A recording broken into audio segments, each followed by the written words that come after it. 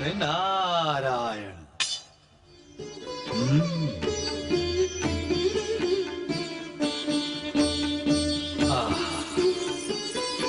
सुंदर, अति सुंदर। नारायण नारायण। प्रणाम देवर्षि। आयुष्मान। स्वर्ग लोक में आपका आगमन हमारे लिए आनंद की बात है मुनिवर। पधारिए।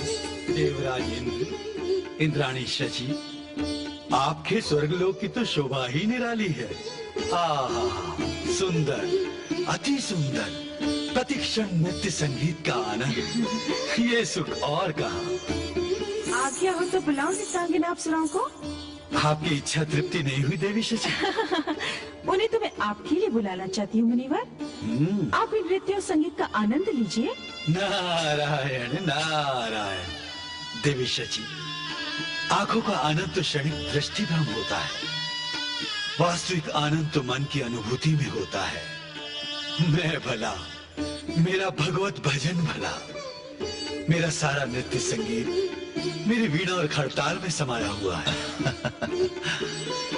आपके संगीत की बात ही निराली है मुनिवर। नारायण नारायण की ध्वनि के साथ आपकी वीणा और खड़ताल के मधुर स्वर सुनने के लिए तीनों लोग लालायित रहते हैं मुनिवर। तीनों लोग की बात सुनकर मेरे मन में एक लालसा जाग उठी है मुनिवर। कैसी लालसा देवी? मुनिवर, आप भूलोक भ्रमण को गए थे? नारद का अर्थ ही भ्रमण है देवी। परमपिता ब्रह्मदेव की आज्ञा का पालन करते हुए तीनों लोगों में नारायण नारायण की धुन जगाता रहता हूँ। किंतु भूलोक से आपका विशेष तात्पर्य कुछ समझ में नहीं आया। भूलोक के प्रति मेरी लालसा ये थी मुनिवर कि विवाह के पश्चात आपने कैलाशपति भगवान भोलेनाथ और माता सती के दर्शन तो अवश्य किए होंगे। हाँ देवी, भूलोक जाने पर भला नारद कैलाशपति के दर्शन किए बिना कैसे लौट सकता है? मुनिवर, विवाह के पश्चात कैलाश पर आनंदमय वातावरण होगा ना?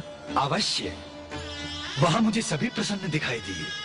मुनिवर, हमें ये जानने की बड़ी उत्सुकता है कि भगवान शिव नववधु सती पति पत्नी के रूप में कैसी कैसी लीलाएं कर रहे हैं। नारायण नारायण। वहाँ मैंने एक ही लीला देखी देवी। शिव ध्यान मग्न है और माता सती उनकी आराधना में।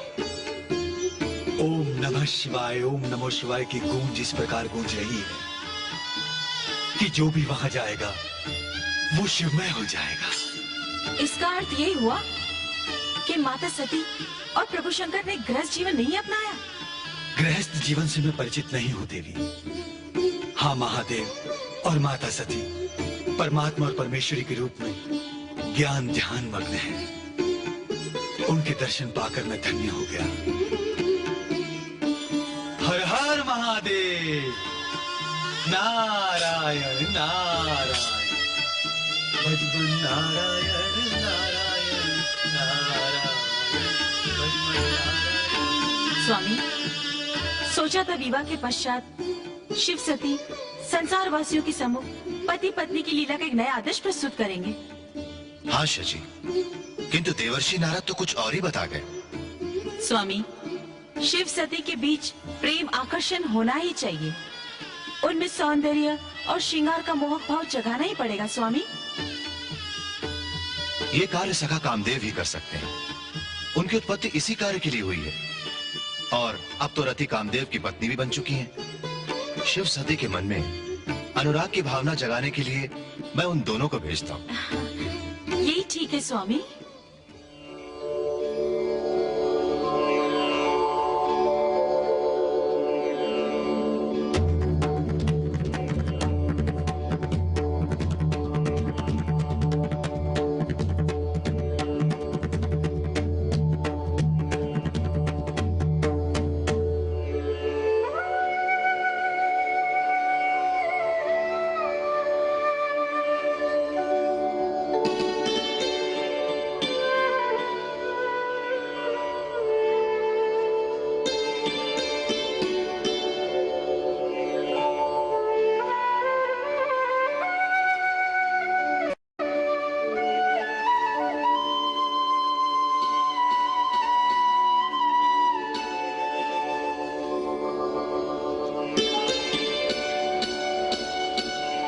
स्वामी, हम्म?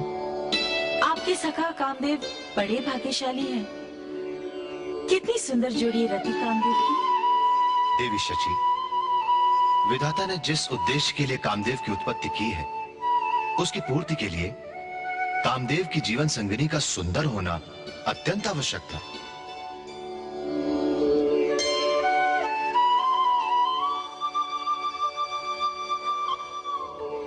स्वामी, शिव ध्यान समाधि में माता सती उनकी आराधना में लीन है। क्या इनका ध्यान भंग करना उचित होगा? रति, देवराज इंद्र की आज्ञा से हम अपना कर्तव्य निभाने आए हैं। यह ना भूलो, शिव सती का अवतार सृष्टि रचना की प्रेरणा से ही हुआ है। हमें निर्भय होकर अपना कर्तव्य निभाना चाहिए। स्वामी, भगवान शिव की समाधि भंग करके देवी सती के प्रति उनके मन में अनुराग उत्पन्न करने की क्षमता क्या कामदेव में है? शची, कामदेव स्वयं अनुराग स्वरूप है। वो जहां भी जाएंगे, वहां के वातावरण में अनुराग अपने आप छा जाएगा। हमारे उद्देश्य की पूर्ति के लिए वो पूर्ण समर्थ है। आओ, लीलाएं आरंभ करें।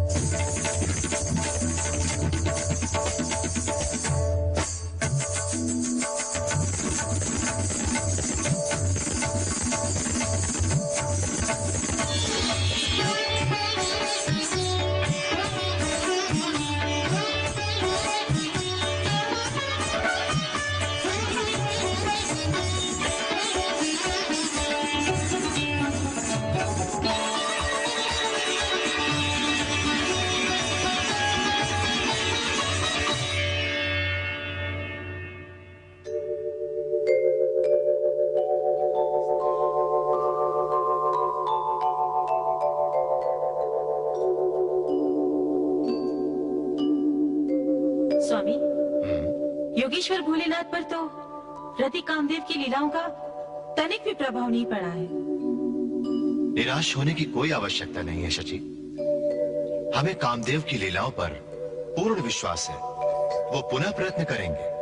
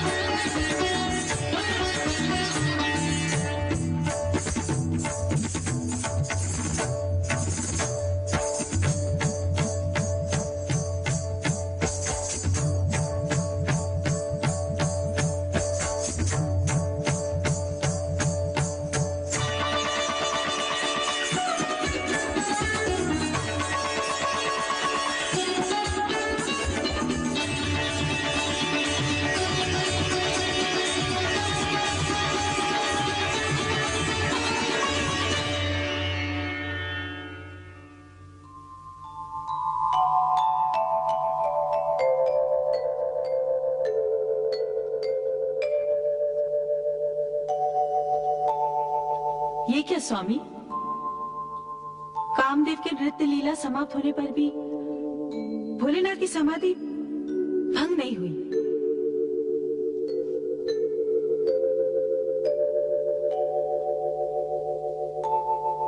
देवी सती भी उन्हीं की तरह ध्यान मग्न है। रति, हमारी लीलाओं का शिव सती पर कोई प्रभाव नहीं हुआ। हमारा प्रयत्न निष्फल हुआ तो अनर्थ हो जाएगा। अंतिम प्रयत्न कीजिए स्वामी, कामबाण चलाकर इनका ध्यान भंग कीजिए।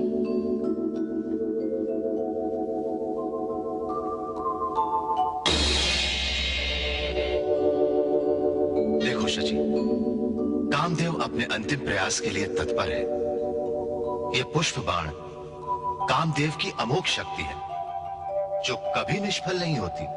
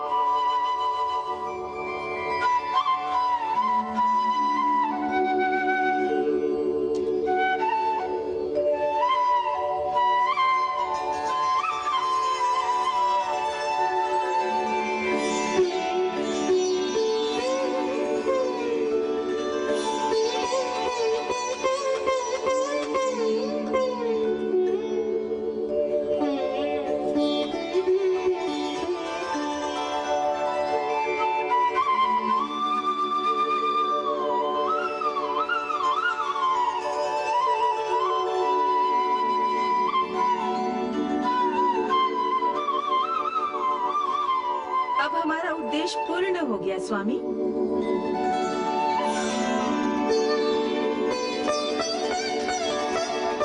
हमारा प्रयास सफल हुआ स्वामी। हाँ रति, अब शिव सती की यह आनंदमय लीला सारा संसार देखेगा।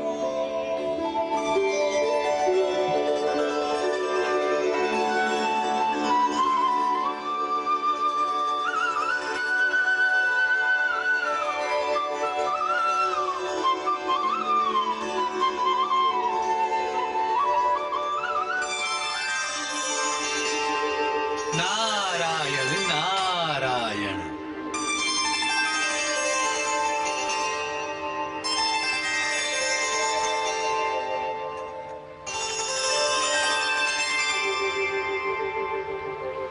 प्रणाम श्री हरि। सृष्टि के पालनहार भगवान विष्णु के चरणों में भक्त नारद बारंबार प्रणाम करता है। स्वागत है मुनिवर। आप किस ध्यान में थे प्रभु? कहीं वही विचार प्रश्न बनकर आपके मन में तो नहीं उठ रहा है जो मेरे मन को विचलित कर रहा है? मैं तो भगवान शिव शंकर की लीलाओं का स्मरण करके मन ही मन मुस्कुरा रहा था। नारायण नारायण। धन्य हो प्रभु। ध्यान में तो आपने प्रत्यक्ष देखा होगा कि मेरे भ्राता कामदेव ने रति के सहयोग से महायोगी भगवान शिव शंकर के मन को चंचल कर दिया। माता सती के प्रति उनकी चेष्टाएं, ये सब तो हम प्रत्यक्ष देख रहे हैं नारद, परंतु इसमें आश्चर्य की कौन सी बात है? प्रभु, एक महान योगी का इस प्रकार आकर्षित हो जाना ये आश्चर्यजनक नहीं है?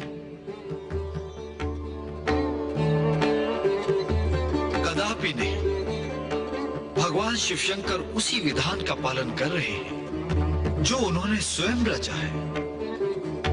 प्रभु, योगियों की योगेश्वर महायोगी भगवान रुद्र रूप लेकर इसलिए प्रकट हुए हैं कि संसारवासी उनसे प्रेरणा पाकर धर्म ध्यान में लगे रहें, आदर्श नीति नियमों का पालन करें। नारद, ये कहकर तुम उन सब घटनाओं की उपेक्षा कर रहे हो जो इस मनवंतर के प्रारंभ में हो चुकी हैं। तुम भी उन सब के प्रत्यक्ष साक्षी हो। ब्रह्मदेव ने सृष्टि रचना हेतु मनु शत्रुपा, दक्ष प्रजापति तथा मनमथ कामदेव की उत्पत्ति क्यों की? क्या तुम इस प्रश्न से अनभिज्ञ हो? कदापि नहीं प्रभु। मानवीय सृष्टि के पश्चात ब्रह्मदेव ने शक्ति को नारी रूप में अवतरित होने हेतु दक्ष प्रजापति को तपस्या करने के लिए प्रेरित किया। यह भी तुम जानते हो। इस सत्य को मैं भी जानता हूं प्रभु, परंतु ये सब मुझे स्मरण कराने का तात्पर्य क्या है भगवान? नारद, तुम्हारे मन में उठे प्रश्नों का समाधान करने के लिए इन बातों का स्मरण कराना अति आवश्यक है। अर्थात आप ये कहना चाहते हैं प्रभु कि शक्ति के नारी रूप में अवतरित होने का उद्देश्य भगवान शिव शंकर की सहचरी बनना था? नहीं नारद, शक्ति तो सदा शिव की सहचरी है। शिव शंकर की समस्त लीलाओं में समान रूप से सहभागी है, किंतु नर नारी के बीच एक दूसरे के प्रति आकर्षण जगाए बिना प्रजोत्पत्ति का उद्देश्य पूर्ण नहीं हो सकता। इसलिए शिव शंकर ने विवाह करके गृहस्थ धर्म अंगीकार किया। नारायण नारायण, अब समझ में आया भगवान शिव शंकर की इस लीला का प्रयोजन। भगवान शिव की प्रत्येक लीला का कोई ना कोई प्रयोजन अवश्य होता है नारद। उनके निर्माण में संहार तथा संहार में निर्माण अंतर्निहित है। भगवान शिव की लीलाओं को समझना मुझ जैसे प्राणी की समझ से परे है प्रभु। भगवान शिव की महानता के प्रति मैं सदा ही नतमस्तक हूं। नारद, आज मैं शिवलीला का वो रहस्य तुम्हें बताने जा रहा हूं जिससे मैं स्वयं चकित हो गया था। नारायण नारायण, आप चकित हो गए थे प्रभु? हाँ नारद, पिछले मनवंतर में एक समय मेरा हृदय शिव की आराधना के लिए इतना प्रेरित हुआ कि मैंने उनके सहस्त्र नामों की महिमा प्रकट करने के लिए शिव सहस्त्र नाम रचने का पावन संकल्प किया तथा यह भी निश्चय किया कि प्रत्येक शिव नाम उच्चारण के साथ साथ सहस्त्र कमल पुष्प से शिव की आराधना करूंगा। ओम गुरुबुद्धये नमः। ओम आगमाय नमः।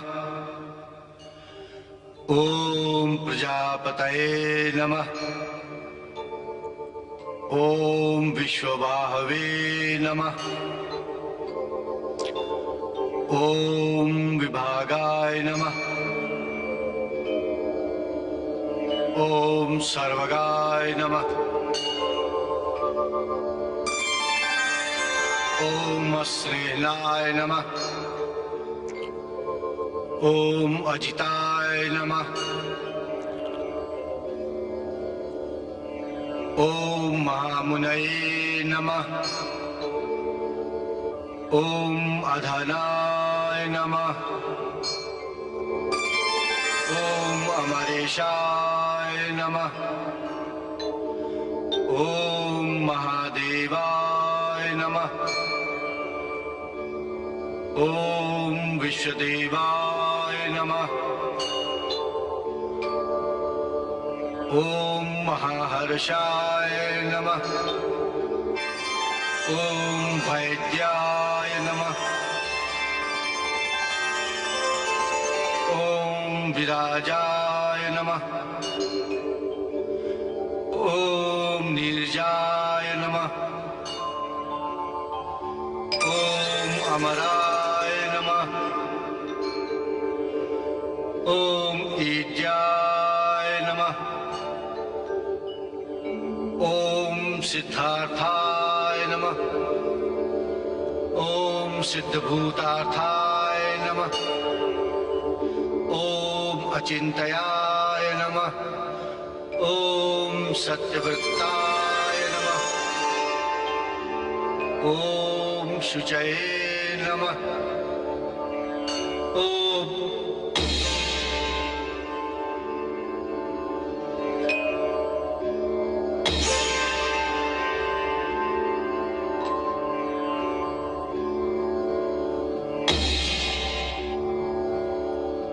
शिव शंकर, मैंने आपके सहस्त्र नामों की रचना करते हुए 999 कमल पुष्प आपको समर्पित किए, परंतु एक कमल पुष्प कम रह गया। मैं तो आपके लिए एक सहस्त्र कमल पुष्प चुनकर लाया था। ये सब कैसे हुआ, क्यों हुआ? अब मैं क्या करूं महेश्वर? आप तो जानते हैं महादेव, मैंने अखंड शिव आराधना का संकल्प किया है। शिव सहस्त्र नाम सहित 1 सहस्त्र कमल पुष्प समर्पित किए बिना मैं यहां से उठ नहीं सकता। अब मेरा संकल्प पूर्ण नहीं होगा।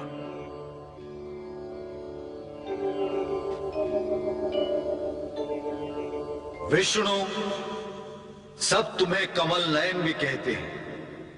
अपना एक नेत्र निकालकर शिव शंकर को समर्पित करके अपना संकल्प पूर्ण करो।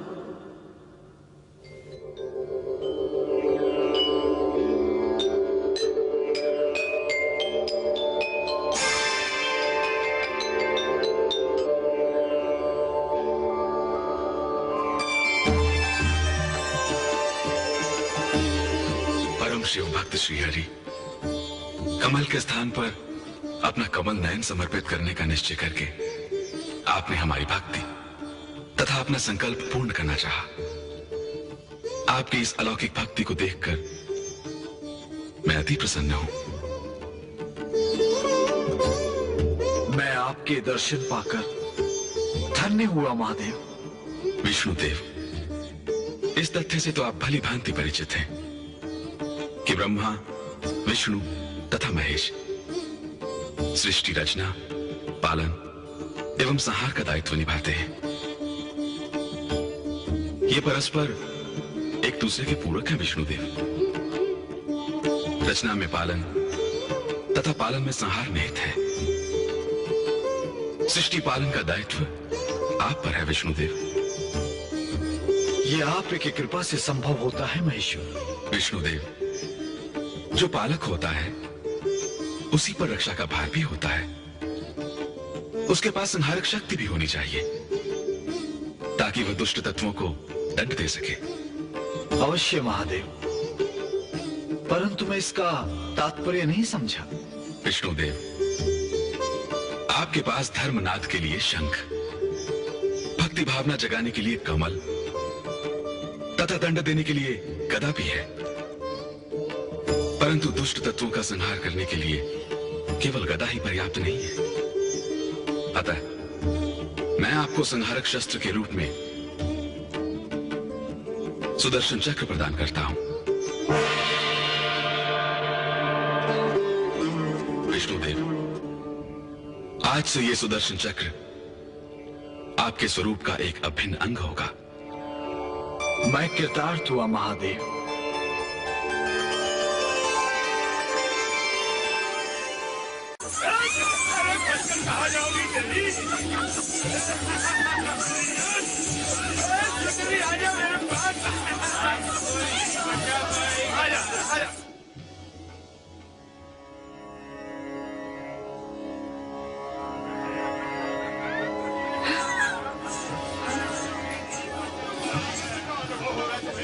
ये असहाय नारियों के करुणामय स्वर। ये कैसा कोलाहल है नाथ?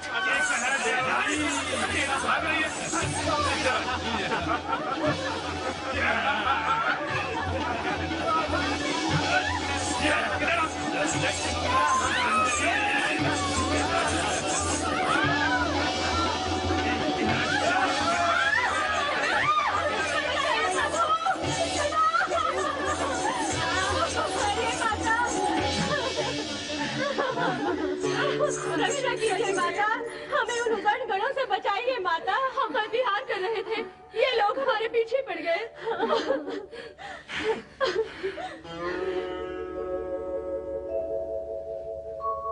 भृंगी और श्रृंगी, तुम सभी शिवगणों ने अक्षम्य अपराध किया है। तुम सब निर्भय हो जाओ, इन्हें इनकी करनी का दंड अवश्य मिलेगा। क्षमा कीजिए भोलेनाथ, हमें क्षमा कर दीजिए। क्षमा कर दीजिए भोलेनाथ, हमें क्षमा कर दो। हमें न जाने क्या हो गया था प्रभु। तुम सबको मर्यादा में रहना चाहिए। मर्यादा का उल्लंघन करने वाला क्षमा का पात्र नहीं। देवी, ये इनकी पहली भूल है, इन्हें क्षमा कर दो। हम अपनी भूल पर लज्जित हैं माता, हमें क्षमा कर दे माता। भविष्य में पुनः ऐसी भूल ना हो। जाओ।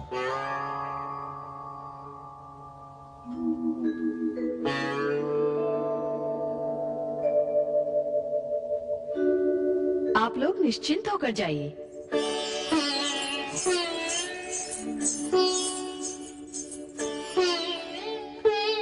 लगता है कामदेव के बाणों का प्रभाव शिवगणों पर भी हुआ है। कामदेव के बाणों का प्रभाव? मैं कुछ समझी नहीं स्वामी। ऋतुओं में मोहक परिवर्तन, पक्षियों का मधुर कलरव, हमारा मोहासक्त होना, ये सब कामदेव की ही लीला का प्रभाव है देवी। परंतु ये उचित नहीं है स्वामी। शिवगणों को अनुशासित रखने के लिए आपको कुछ करना ही होगा। देवी निश्चिंत रहें, हम अवश्य इसका कोई ना कोई उपाय ढूंढ निकालेंगे।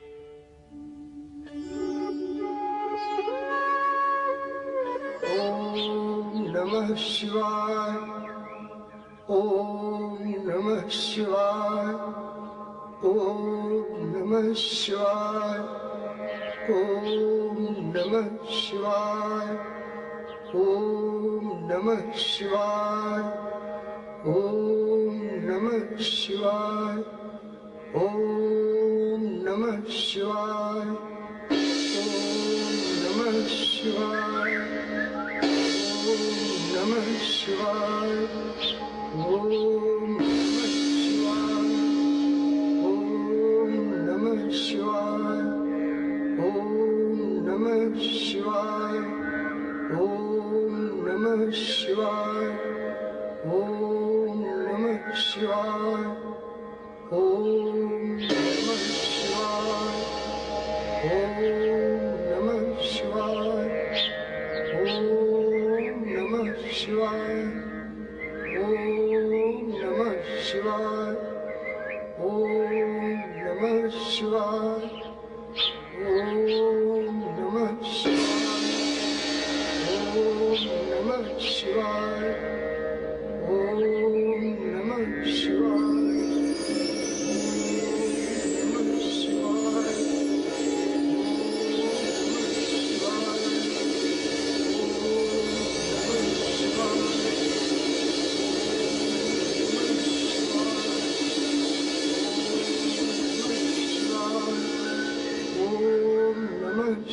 ऋषिवर, आपकी साधना पूर्ण हुई।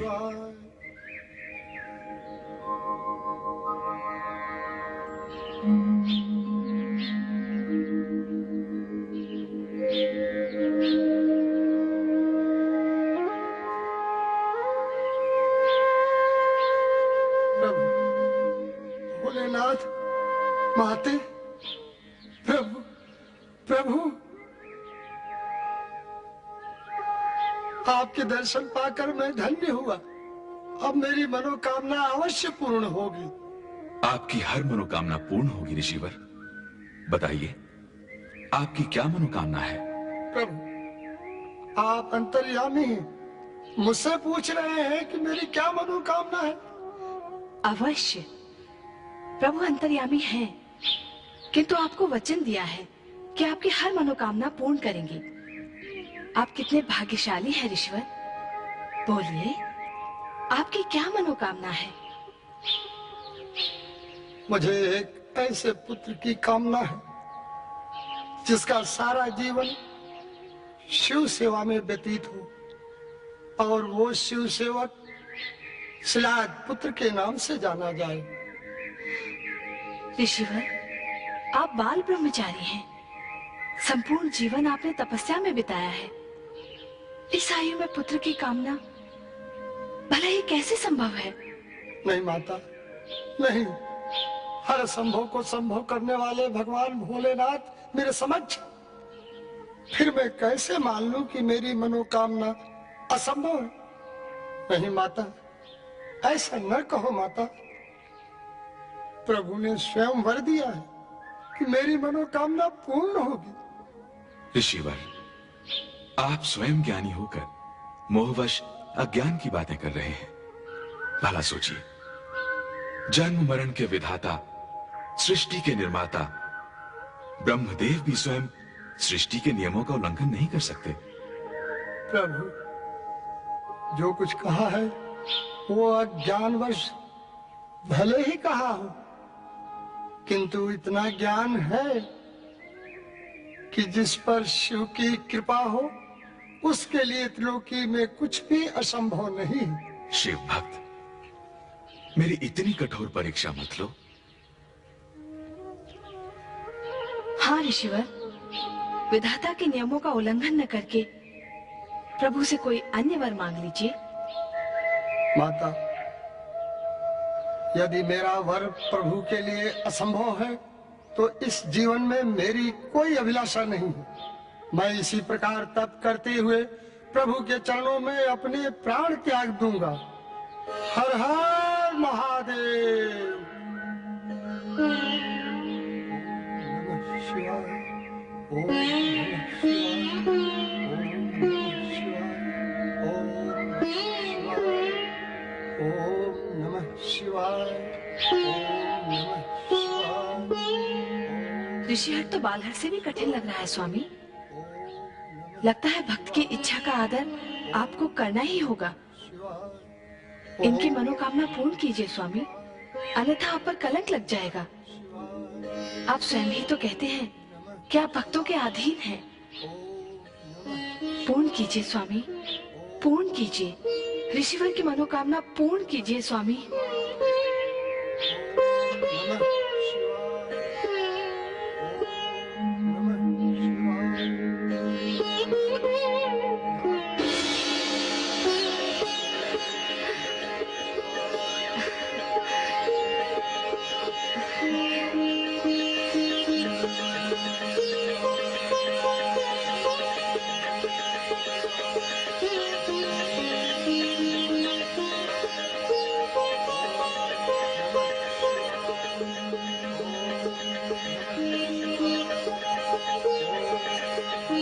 ऋषिवर,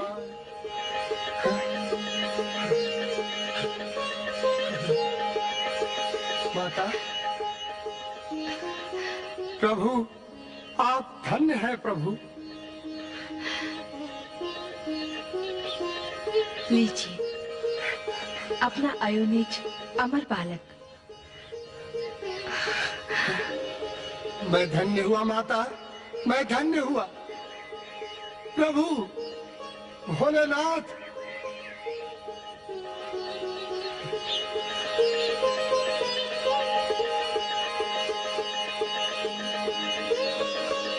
प्रभु इस श्रीलाद पुत्र को जग किस नाम से जानेगा?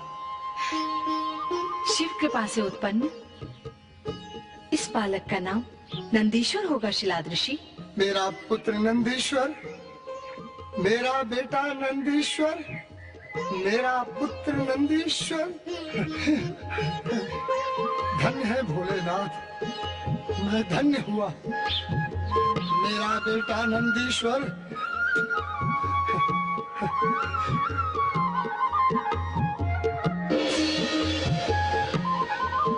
मेरे प्रभु चले गए, माता चली गई,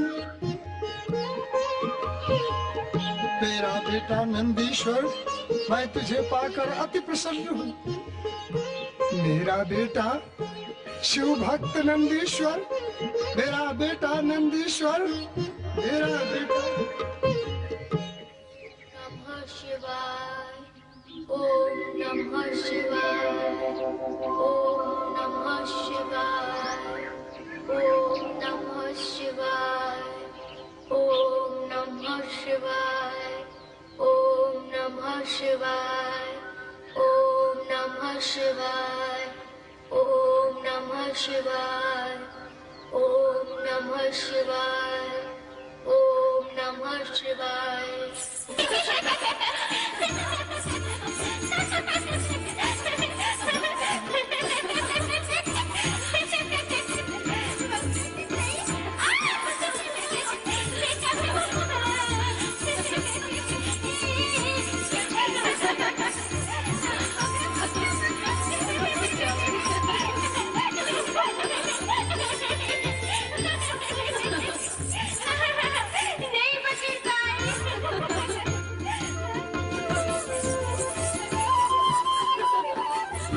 ब्राह्मण से आ गए देव?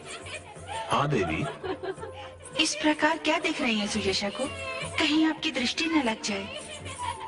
माता पिता का संतान पर मोहित हो जाना दृष्टि लग जाने का कारण बन जाता है। नहीं देवी, सुयेशा की मधुर किलकारी सुनकर मंत्र मुग्ध सा हो गया था मैं। तो इसमें आश्चर्य की कौन सी बात है देव? पवन देव का संगीत सुनकर तो जड़ चेतन भी मुग्ध हो जाते हैं। फिर सुजेशा तो आपकी पुत्री है, उसके कंठ में संगीत होना तो स्वाभाविक है। पिताश्री, पिताश्री,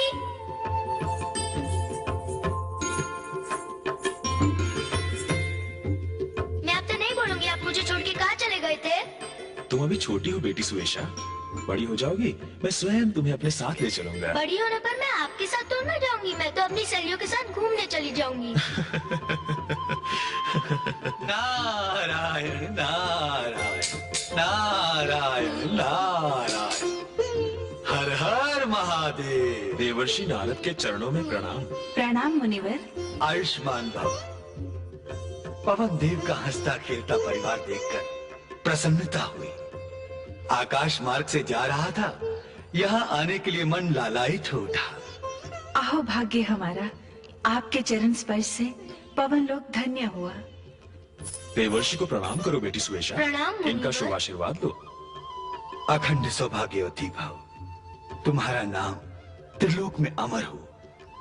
करुणा निधान भगवान भोलेनाथ की कृपा सदैव तुम पर बनी रहेगी पुत्री। ये भगवान भोलेनाथ कौन है मुनिवर? नारायण नारायण। भगवान भोलेनाथ जगत के नाथ हैं पुत्री। वे कैलाश पर्वत पे निवास करते हैं। एक दिन स्वयं तुम उनके दर्शन करके धन्य हो जाओगी, उनकी असीम कृपा का पात्र बनोगी। मैं अपनी सहेलियों के साथ खेलने जाऊं पिताश्री? अच्छा बेटी जाओ।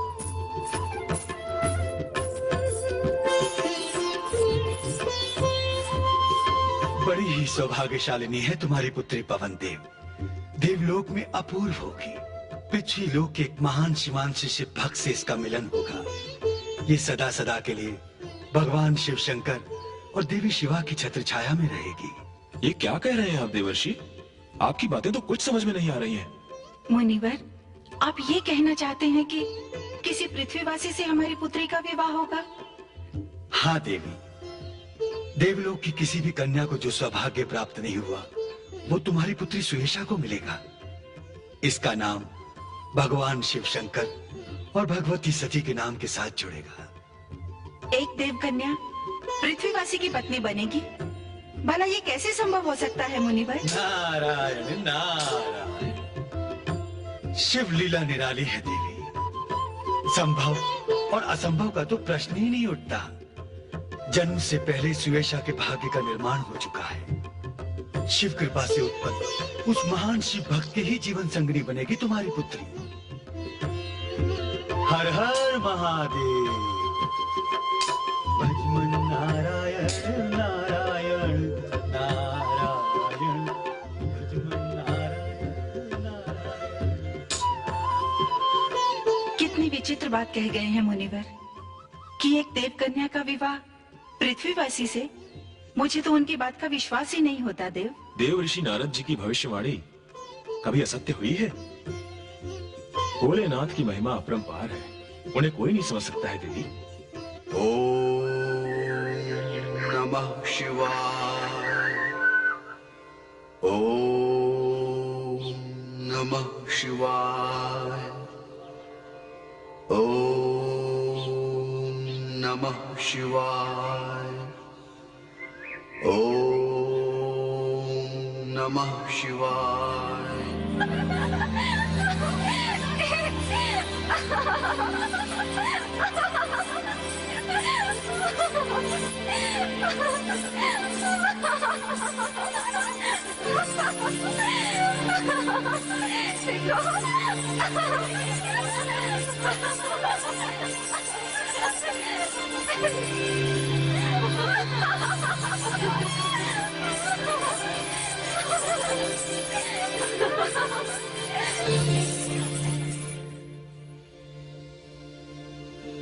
नारायण नारायण, भजमन नारायण नारायण नारायण, भजमन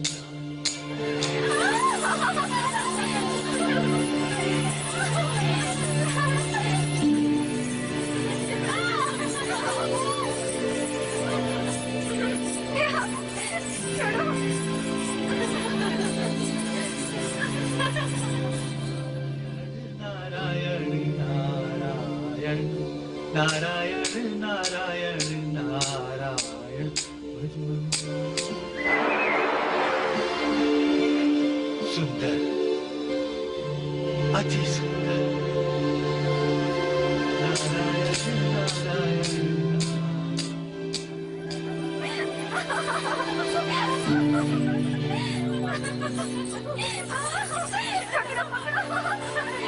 भजमन नारायण।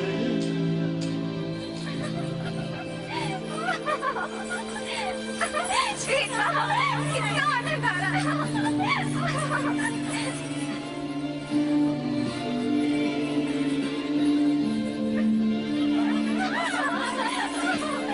नहीं पकड़ सकती तुम।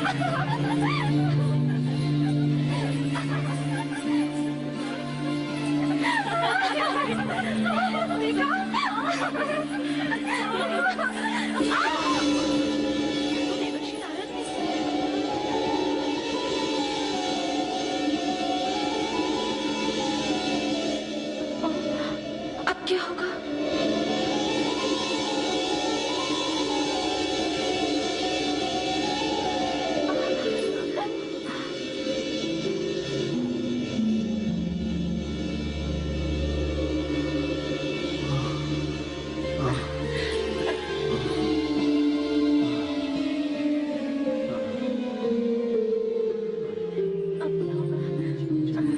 चलो उनसे क्षमा मांगते हैं।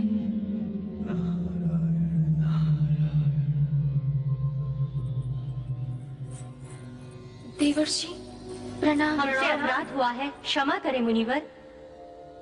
सम्मुख देखा भी करो देव कन्या सुयेशा। तुम मारुत देव की पुत्री हो, इसका अर्थ ये तो नहीं कि किसी को भी गिरा दो। मैं अपने अपराध के लिए लज्जित हूँ देवर्षि, आप मुझे क्षमा कर दीजिए।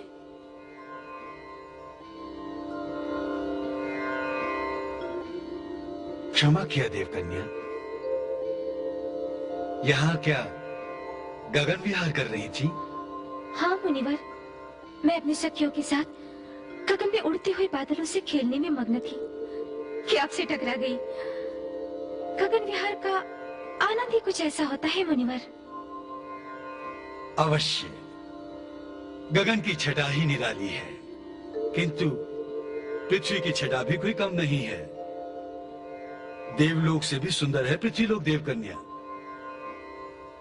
देवर्षि, देवलोक से भी सुंदर पृथ्वीलोक? कैसी आश्चर्य की बात कर रहे हैं? देवकन्या, त्रिभुवनपति देवाधिदेव महादेव कैलाश पर रहते हैं और कैलाश पृथ्वी पर है।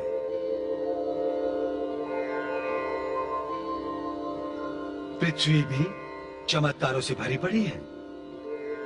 मुनिवर, आपकी बातों का भेद पाना कठिन है। देवर्षि, आपका पृथ्वी लोक कितना ही अद्भुत क्यों न हो, एक देवकन्या के लिए देवलोक के अतिरिक्त भूलोक में भला क्या रुचि हो सकती है? भूल रही हो शिवेशा,